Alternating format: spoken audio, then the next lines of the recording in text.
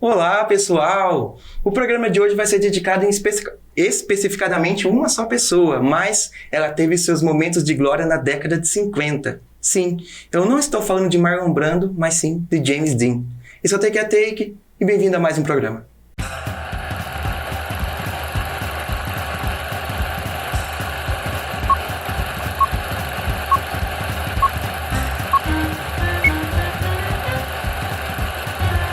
Olá novamente, eu sou o David e...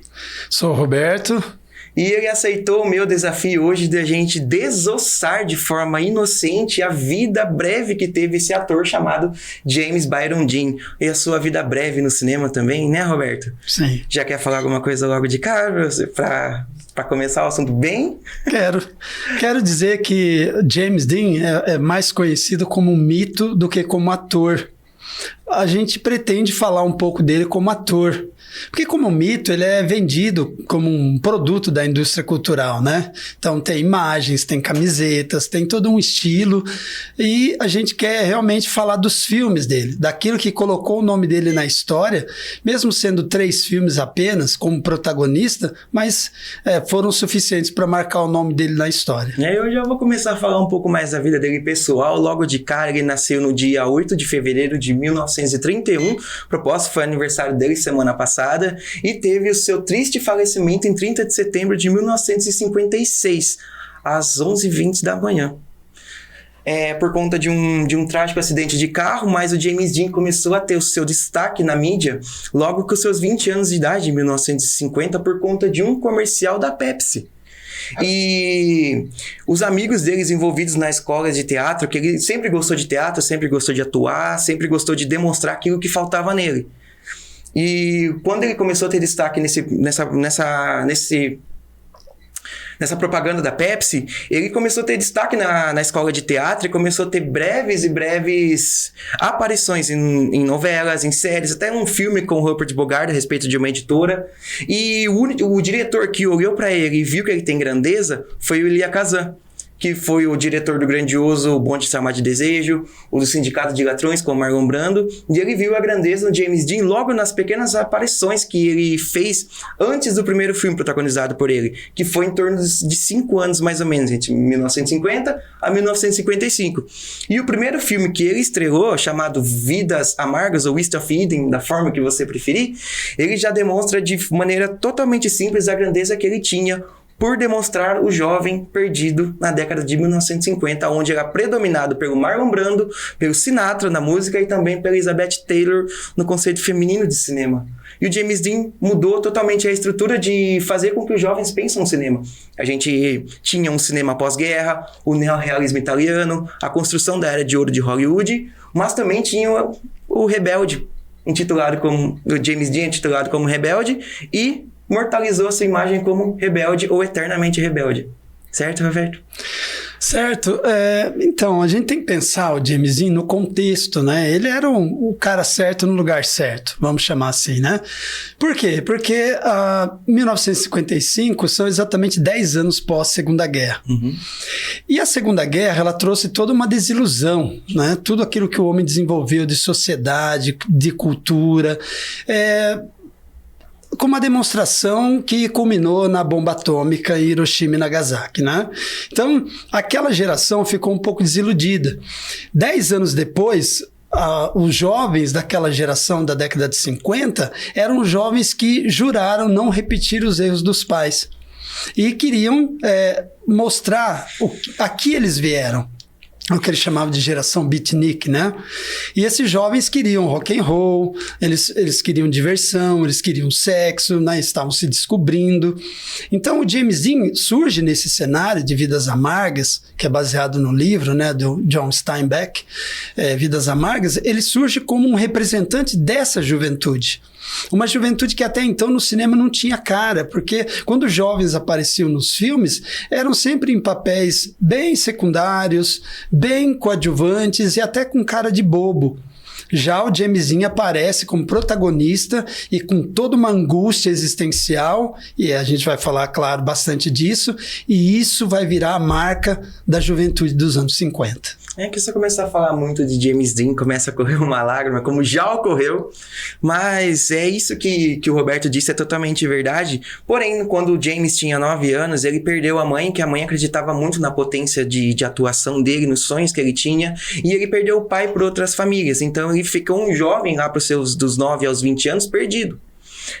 Criou ansiedade, criou a dependência, não química, mas a dependência emocional. E no Vidas Amargas, logo em seguida, o Juventude Transviada, que é o filme mais famoso dele, que imortalizou a imagem dele como eterno rebelde, demonstra de maneira totalmente séria e sincera a necessidade de um jovem, de uma criança, de ter o amor paterno e materno. E o Vidas Amargas, ele expressa muito bem a parte do materno.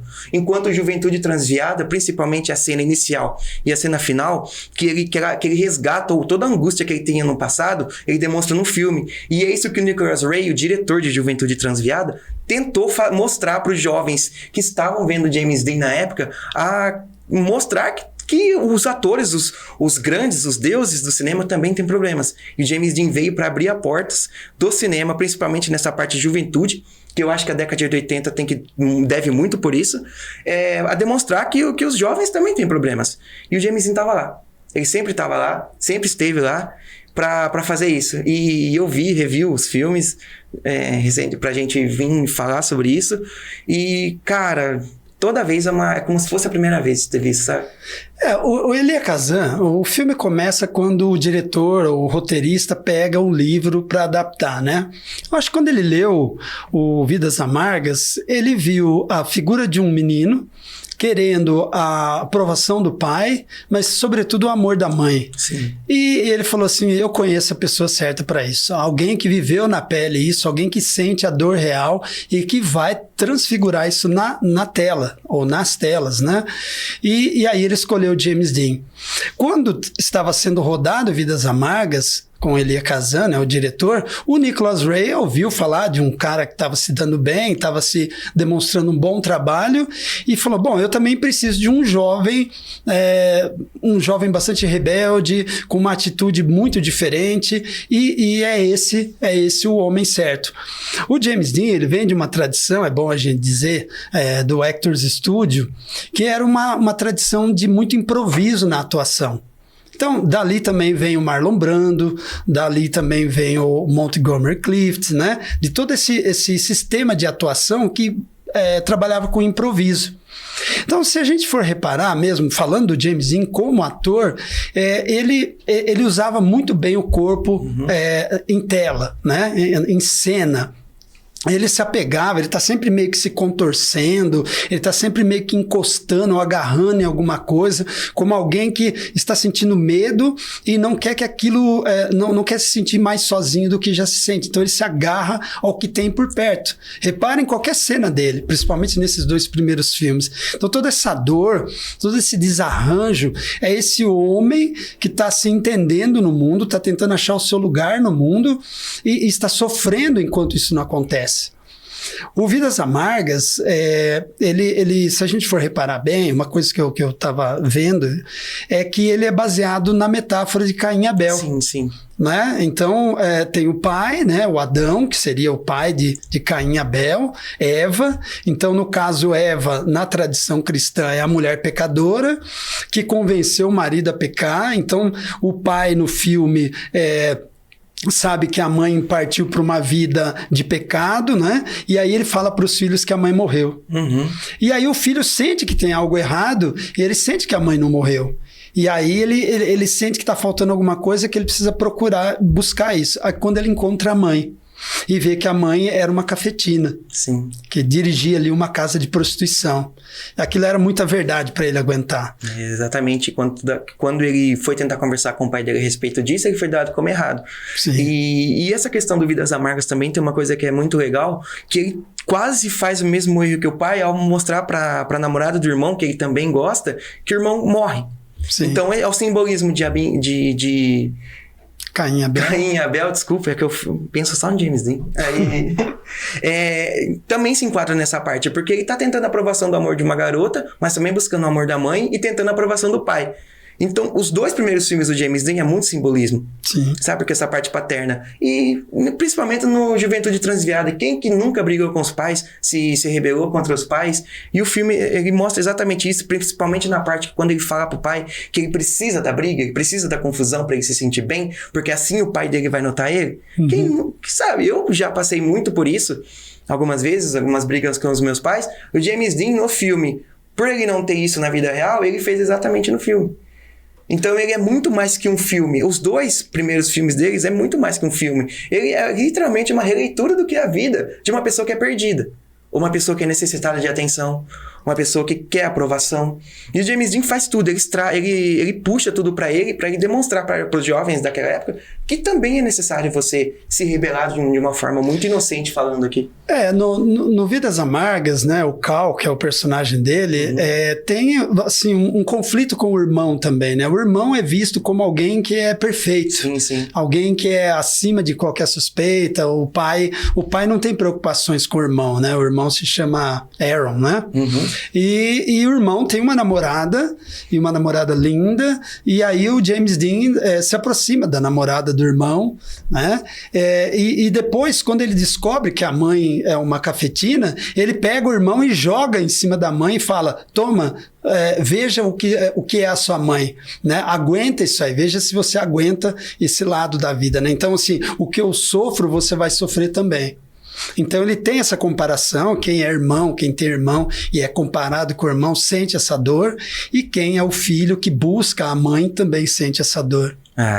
Realmente, é um filme totalmente profundo e poucas as pessoas assistem essa parte do cinema de 1970 para trás, mais ou menos, e o James Dean predominado em 1955, mas no próximo bloco a gente vai falar mais a respeito da outra parte da vida do James Dean, que é que cresceu mais a sua fama, certo, pessoal? Já já a gente volta.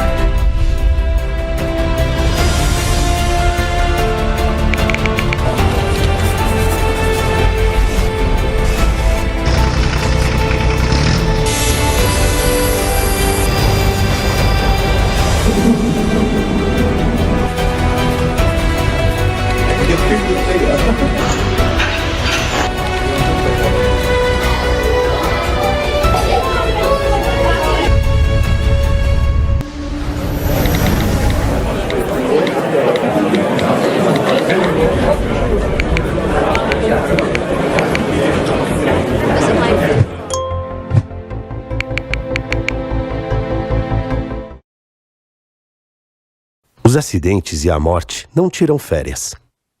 A não ser que...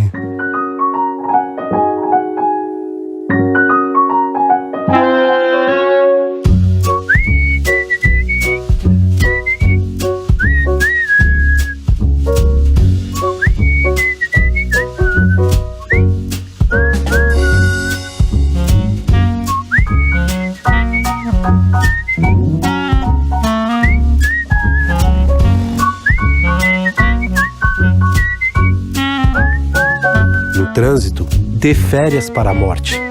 Atenção redobrada aos itens de segurança. Detran, Governo do Estado de São Paulo.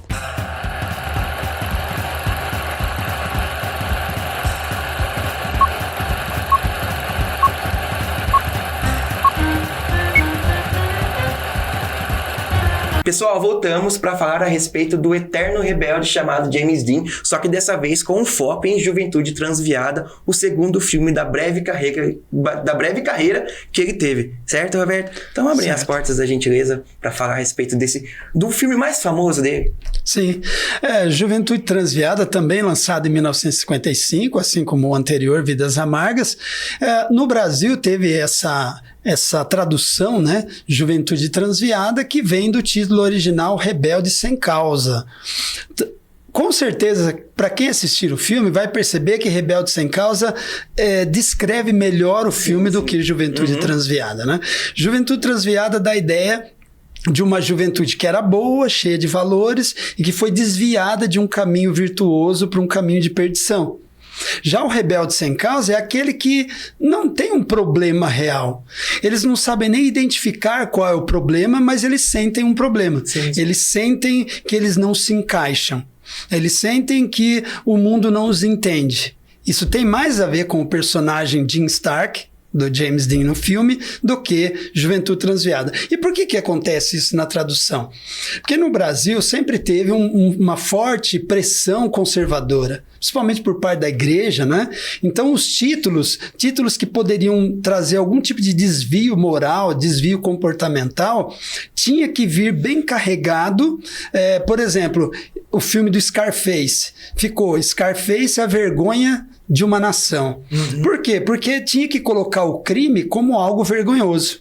Não poderia glamourizar a vida do crime, a máfia no caso. Então, Juventude Transviada colocava o comportamento daqueles jovens de uma forma assim, ó, você jovem que vai assistir esse filme, não se baseie nesses jovens, né? Viva uma outra vida mais virtuosa. Mas então, Rebelde Sem Causa faz mais justiça ao roteiro do filme, que é o James Dean numa nova escola, chega numa nova escola, vai se enturmar com uma galera, tem que se encontrar, tem que fazer amizade, mas também já estabelece ali as primeiras confusões, porque ele é um cara bonito, é um cara, né, que chama atenção, e aí, claro, vai ter aqueles rapazes que estavam acostumados a dominar o meio ali e que vão se sentir intimidados por ele.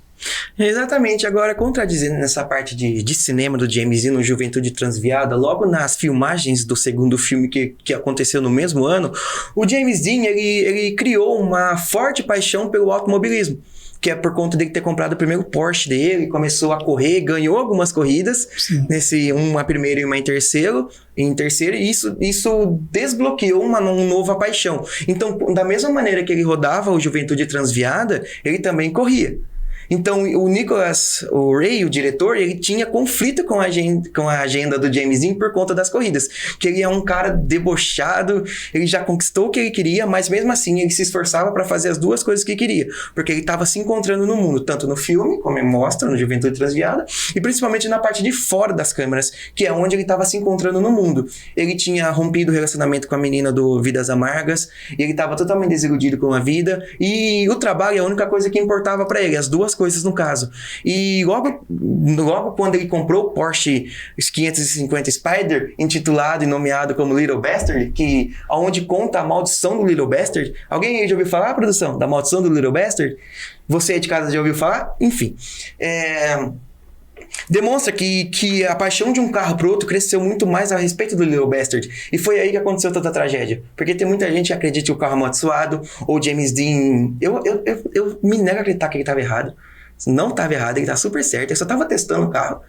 Foi a pessoa que passou na frente dele que causou o trágico acidente, que infelizmente ele faleceu na hora. Mas isso, de certa maneira, atrapalhou um pouco as produções do Juventude Transviada, mas quando ele logo finalizou a gravação, já começou a outra gravação do Assim Caminha a Humanidade, que foi o último filme que ele fez. Olha, eu vou falar uma coisa aqui que talvez deixe você um pouco exasperado, mas é o seguinte, a gente não sabe que tipo de ator o James Dean seria numa carreira mais extensa. Vou dar um exemplo. Como seria ele fazendo uma comédia? Da mesma maneira que a gente pensa, no caso que ele transitou de um filme sobre juventude para um sobre preconceito social. Então ele já tem uma drástica mudança ali, sabe? Da mesma maneira que o Will Smith hoje em dia ele consegue fazer vários e vários filmes de drama, de comédia, de ação, eu acredito que o James Dean ia se encaixar da mesma forma, porque ele tinha porte para tudo. Você lembra de uma polêmica que surgiu em 2017, que ia fazer um filme de guerra e o rosto escolhido para protagonizar o filme era do James Dean, por inteligência artificial? Porque ele foi o único ator na história do cinema que teve o perfil para o personagem. Teve a repercussão, por fim não fez o filme, mas em 1955, acho que numa carreira duradoura, que eu acredito que ele ia deixar de ser ator para ser corredor de corrida. Piloto. Mas eu acredito que nos 40 anos que ele pudesse ter de carreira, ele ia fazer muitos filmes bons. Tanto na diversidade, porque ele ia ser imortalizado como o eterno jovem. E eu acho que ele ia fazer muito filme, sim, diversificado. Comédia, ação, drama, principalmente no Assim Caminha a Humanidade, que ele já mostrava a potência dele. E filmes mais focados na juventude. Sabe? Então, eu imaginei que você diria isso, porque você é fã, né? O fã vai sempre salvar, né? Eu sou fã do James. Mas assim, a gente tem, na mesma linha do Actors Studio, né, o Marlon Brando. E o Marlon Brando foi um cara que, né, se diversificou, se mostrou versátil, né, na sua carreira. Mas assim, na década de 50 era muito comum os artistas, os atores serem artistas. Então o cara cantava, dançava, fazia musicais, fazia comédia, né? Então a gente viu 3 filmes muito parecidos, que são dramas intensos, dramas existencialistas, onde um personagem está tentando se encontrar numa história. E se sente, nos 3 filmes, ele se sente assim, recluso, se sente escanteado, né? E aí ele tenta mostrar o valor dele. Então, nesse terceiro filme, que é Assim Caminha a Humanidade, né? Ele está ali convivendo com uma família muito rica, abastada, e ele se sente meio que desprezado. Ali ele é o Jet Rink, né? Sim. E aí depois, quando ele encontra uma fonte de petróleo e ele fica rico, ele fala, bom, agora eu também sou rico. Só que mesmo rico, ele não se sente feliz. Ele sente que algo lhe falta. Por exemplo, a Elizabeth Taylor, que é, né, a namorada do Rock Hudson. Do Rock Hudson, que era o grande ator da época, né? O grande galã da época.